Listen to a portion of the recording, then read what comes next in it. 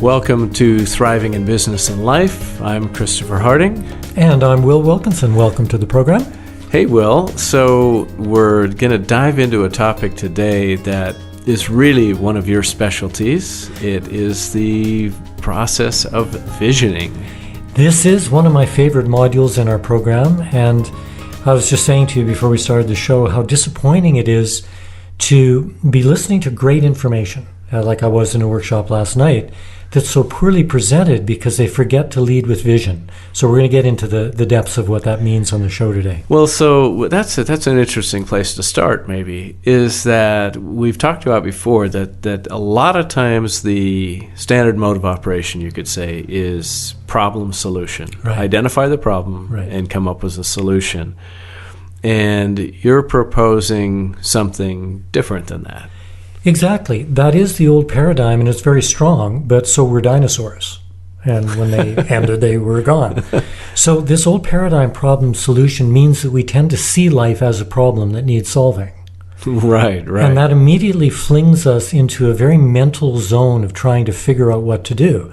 Now, when we experiment with a very different paradigm, which we describe as vision navigation, we start at a different place. We don't start with the problem. Now, we're not ignoring the problems. We'll get to those. But we're starting with identifying, what do we want? What is our vision? That's the starting point. Well, so great segue really into an initial topic that we cover in the online course and in our book about thriving, and that is that a lot of times people are very well aware of a problem, and what they want is to fix the problem. Right, they want to put out the fire. Right. Versus what you're saying is what's the vision you have? What's maybe the outcome? What is it you'd like to create? What is it you're hoping this will turn into? Exactly. And one of the simple examples I use is going on a trip. You know, if I'm going on a road trip, I could get all involved in the potential problems. What if we run out of gas on a stretch where there's no gas stations? What if we get hungry and there's no restaurants? Now, we need to remember to pack this, our passports if we're going to another country. Well, do we know where we're going? It kind of matters to know that I'm going to Chicago or I'm going to London. And so often we don't pay enough attention early on to what we want. In this case, I'm comparing that to knowing our destination. Right. So, and I've experienced this myself. I know you probably have too, and I certainly experience it with clients, that sometimes we know what we don't want. Right. We're very clear on what we don't want, not as clear on what we do want. Now, there's a lot of reasons for that. I think in our culture, there's almost a taboo about being really honest about what you want. We've got a friend, and my wife and I always chuckle when we come home from their home. We've been there for a party, because this woman knows what she wants, and she has no hesitation to state it clearly. And we really admire that because she's a rare breed. Well, it's interesting. I was just in a meeting, and we were talking about how a lot of times our identity is wrapped around who we think we're supposed to be. Mm-hmm. Therefore, what I'm supposed to want is this, that, or the other versus what I really want. And you know, we talked last week about values and how sometimes we're operating out of a borrowed value system, which makes it difficult to even get clear on what we want. So assuming that we've identified our values and we know what really does light us up, the next question I could be, and therefore, what do I want? Well, exactly. And there's a certain seduction that occurs relative to things that we feel strongly about. So, for instance, a person is presenting information that they feel passionate about. If they don't pause before they begin to ask the question, what do I want here? What's the result I'm hoping for? They will kind of slip into their default setting, which is to be kind of evangelical about what they're talking about, because they really care about it. Now, there's nothing wrong with that, but what is the response of those listening to them going to be? Well, now that's interesting. And so I'm really passionate about something, and I'm going to make a case for it, you could say.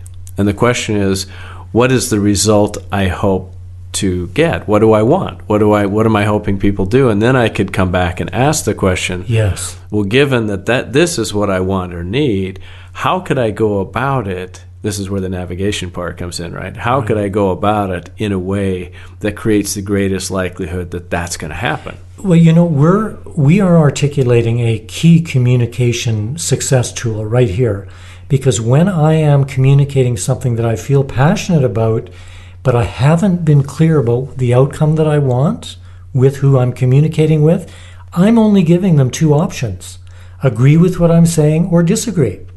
That's not the point.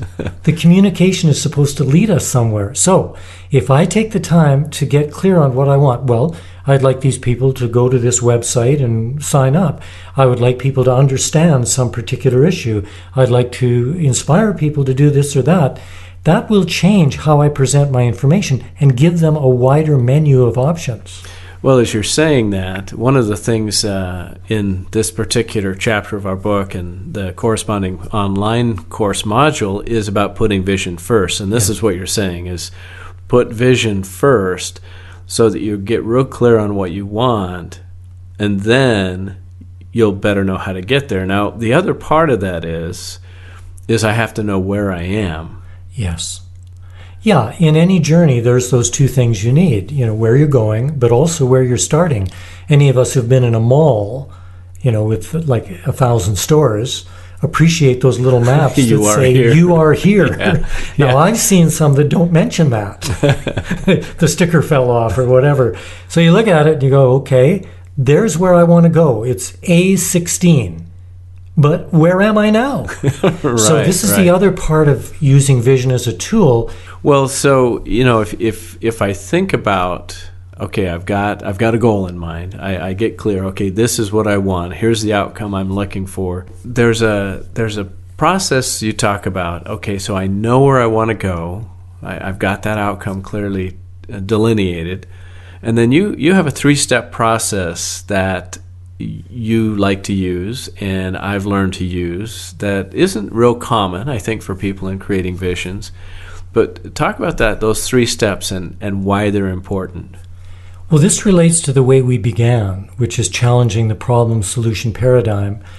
Inherent in that is pushing towards a goal. Now, in this approach, you establish your goal at the beginning and it draws you towards it. So you're pulled towards a compelling vision instead of pushing towards a result you want.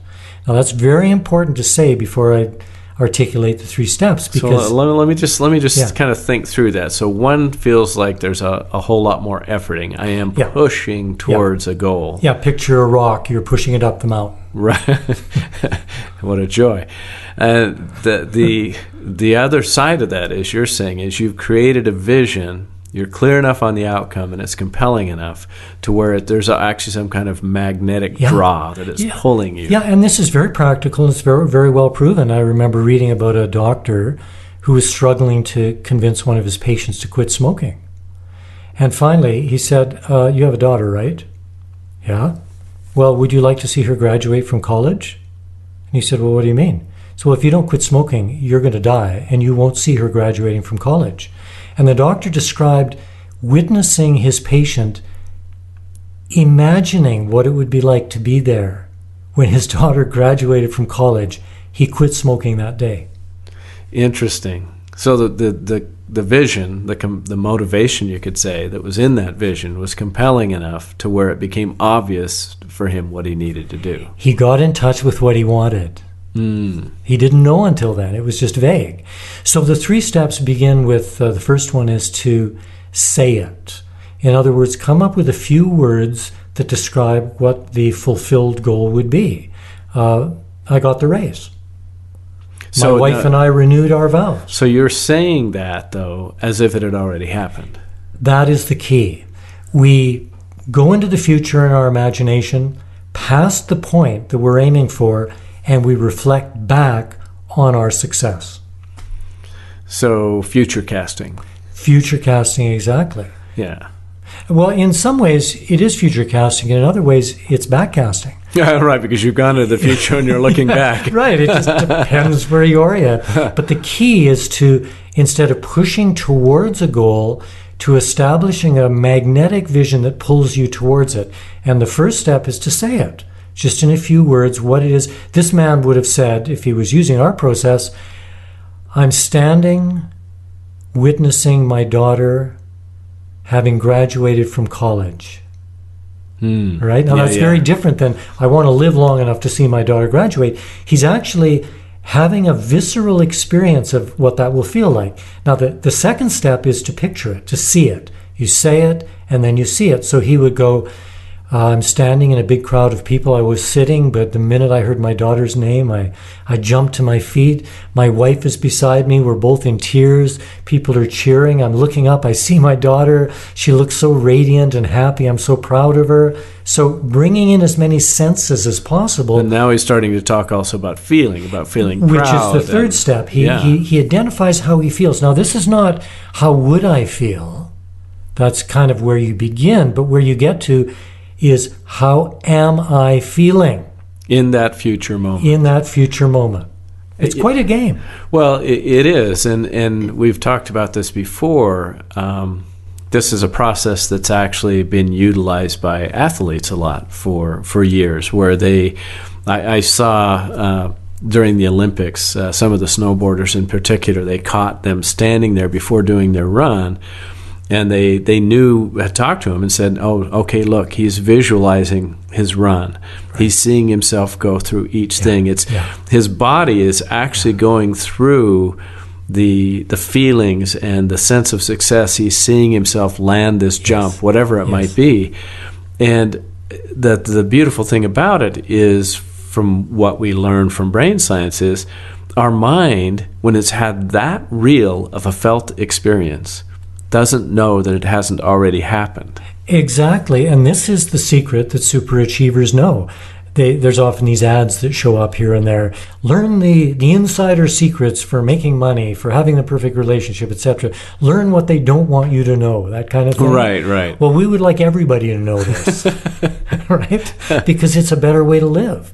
I mean, anyone who's golfed has had the experience of standing on the tee where a water hazard is right there and thinking, do not hit the ball in the water. Do not hit the ball in the water. You take a swing and the ball goes directly in the water. Right. It's because all your subconscious heard was water. Yeah, and ball in water. Yes, master, I will obey. Our subconscious is our servant. It's there to help us create what we would like, what we want in the world. So we need to know what we want. What we want is not, I don't want to go into the water. What we want is, I want to go in the fairway. Right. There's a big difference between those two. I'm seeing myself land the ball perfectly on the fairway. I love how it's positioned. Yes. So I'm not even thinking about the water hazard. I'm just thinking about where I want it to go. Exactly. You're emphasizing what you want. Vision You're first. Focusing on what you want, not on what you don't want. Yeah. Now there's people with hypnosis and so on, self-hypnosis and therapists and neuro-linguistic programmers will all say the subconscious mind can't comprehend a negative. Yes. So, don't think of monkeys. Well, immediately what you think of is monkeys. Exactly. Right? And so, because it, like you said, it gloms onto that image. Now, there's part of this that you're talking about that I learned from somebody. This is an age-old secret, as I was told. A lot of people pay a lot of money for this age-old secret. And we're giving it away free today. And that was the idea or the notion that having the vision and saying it and seeing it is super important. And that whole idea of future casting. Mm-hmm. But the other thing they emphasized, and I had kind of forgotten about this till you and I met, that there was this real sense of feeling, that feeling of what it is feeling like with me being in the future is one of the most important pieces of this. The emotion is what motivates us. It's not a mental thing. When that gentleman I mentioned imagined being alive to witness his daughter graduating from college, he was living in the feeling of that, the pride, how happy he would be. It was the emotion that caused him to quit smoking. So if I'm, let's say I've imagined a goal for myself, I've gotten real clear on what it is. I've set it. I'm future and backcasting. Seeing myself in the future, looking back at it, having been accomplished, and I see it. I draw in all these senses. What it smells like, where I am when I realize it's accomplished. And then I feel it really powerfully. Now, from what I hear you saying, that feeling then becomes like a compass. It is how we navigate. It becomes our true north. And we're no longer willing to compromise our direction. So we know where we're going. And where we're going is not necessarily to Chicago. I mean, that may be where we think we're going, but we actually want something else. What is it that we're going to Chicago for? I mean, there's other layers to this. So unlike a lot of intentional processes that are taught, visioning processes, we don't emphasize the physical goal because we acknowledge that there are millions of other factors involved that are not under our control. So we can get as detailed as we like. We can be disciplined about visioning some particular goal. The apple cart could get upset. Now, does that mean we failed? Well, not necessarily, because did we stay true to that feeling compass, and what was our experience along the way? So here's an example that popped into my mind that might illustrate that for people. It is said that Thomas Edison had like 999 tries, theoretically, before he finally landed on the one that gave him the light bulb. Mm-hmm. Now, had he gotten all wrapped around the idea of that one version of it, and it didn't work, he could have given up and went, well, that doesn't work. But his vision was broader than that. He wanted to illuminate the world. He wanted to create something that shed light into a room. So the way he actually described it was, I wasn't discouraged at all. I just knew that was one more method that didn't work. Yes, it's a terrific example. And how I've heard the story is he said, I never failed to a reporter, because the reporter said, well, you failed 1,000 times. And he said, no, I have never failed. I have always succeeded to prove how it doesn't work. So you can see his mindset. Sure. His mindset is, I am successful. And he just kept discarding what didn't fully fulfill his image of success. That's interesting. And now there's a process in this that we describe as proof of vision. Right. So let's talk about that a little bit, because there's a couple of different ways to look at proof of vision. Yes, and I'm going to start with probably the most difficult one, because I have a personal story to tell. I've been involved in developing a particular conference and did all my customary visioning work, etc. And it didn't turn out at all the way I wanted it to. And I had identified my feeling, gone through all these steps. And so in the aftermath, as I was realizing that this had gone off the rails, quote unquote, knowing this process pretty well, I asked, well, what else then? Like, okay, I'm no longer going to Chicago, using that metaphor. Where am I going? And I found that I had actually a tremendous amount of creative energy that had been generated developing this event, that I immediately began pouring into another project. And this other project is just taking off as if I had been working on it. That's interesting. So this is answering your question about proof of vision. My vision is proving to be true, even though the physical idea didn't turn out the way I imagined. Well, so I guess that goes back to, what was it you were hoping to accomplish by way of the conference? Well, that's it. And I was tuned into, it was a quality of experience, certain understandings. And really what happened is I didn't change course. Other people did. I've kept going on course. It's like life, if you will, and other people moved that project out of the way so you could stay on course. And I can see that it's really valuable to me that this has happened. Yeah. That makes sense. So there's another way that sometimes is called proof of vision, and I know it goes into a different aspect of visioning that we'll probably cover in more detail. But it's that step that, okay, I've gone through those steps, I've got this feeling, and now I'm going to walk out of, let's say, my office where I envisioned this, and I'm going to do one thing that actually puts that into motion. It could be the simplest of things. It could be a phone call, an email, saying hi to my neighbor, whatever it is. I'm going to do something purposeful that engages that process. You've just named the difference maker. A lot of this stuff, this visioning work, fails because people don't put it into action. Other times it fails because people get too complicated with the actions. They'll say, okay, I'm going to build a website.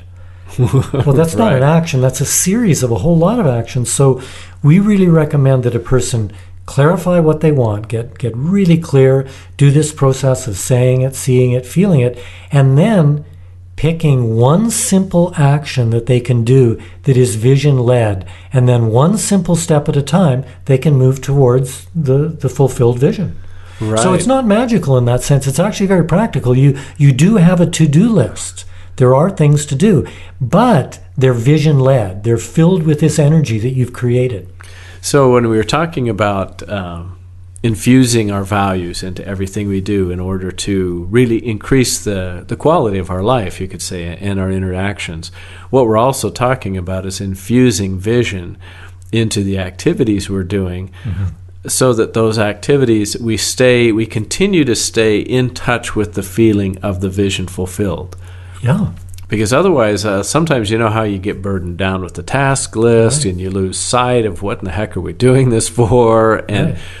what you're saying is it's really important to keep that feeling present and regenerating it, walking through the say it, see it, feel it if I need to, so that I stay current with not just what I think the end goal is, but what am I really seeking to fulfill by doing this. Well, and another great example of this, about 30 years ago, I worked with a young man who was part of a project out of Harvard.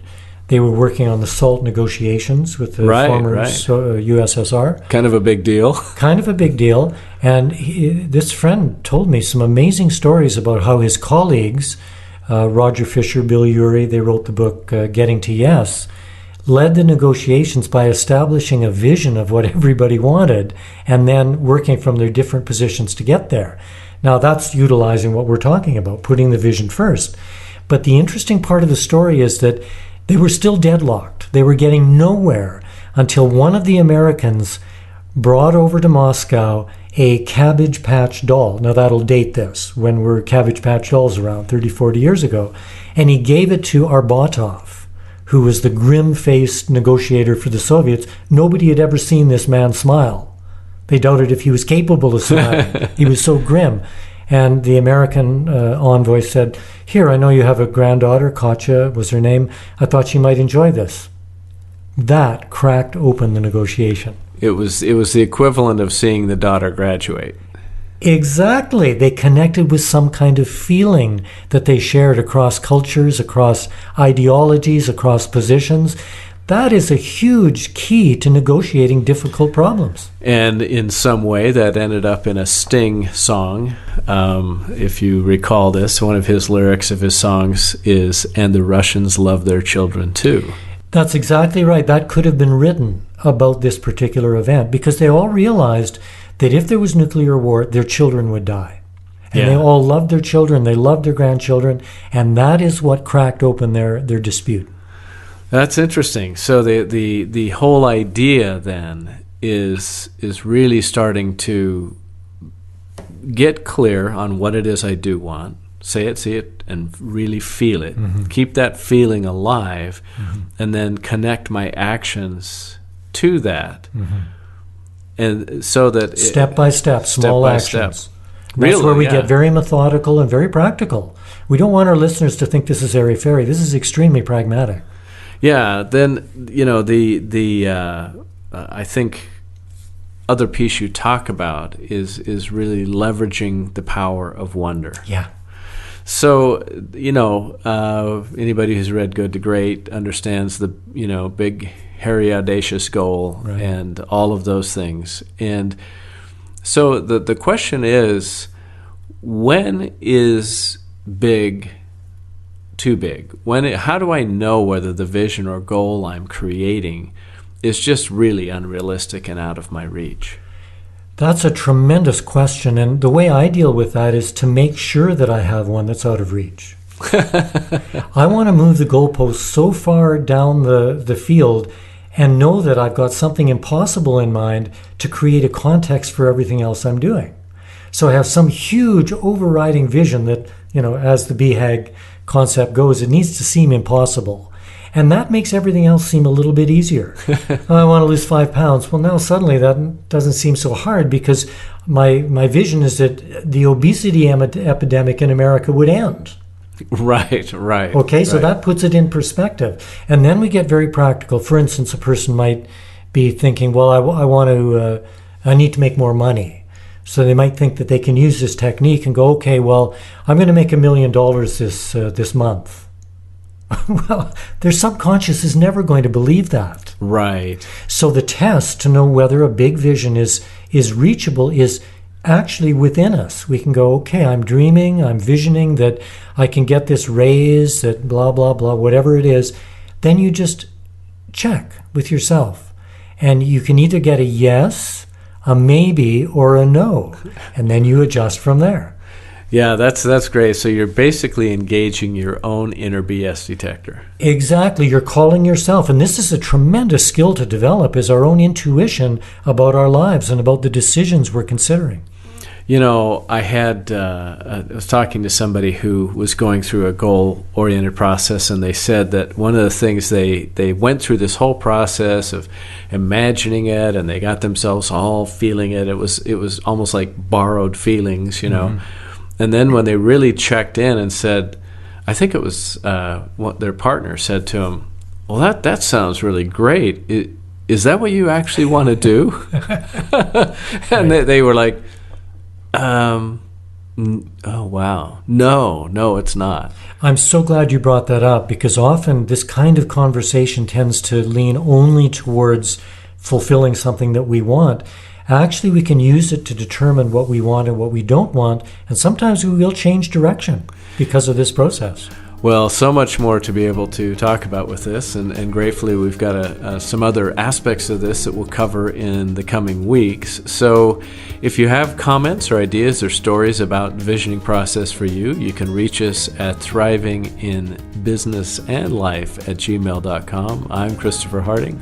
And I'm Will Wilkinson. So glad you're tuning in. We hope the program's of value to you.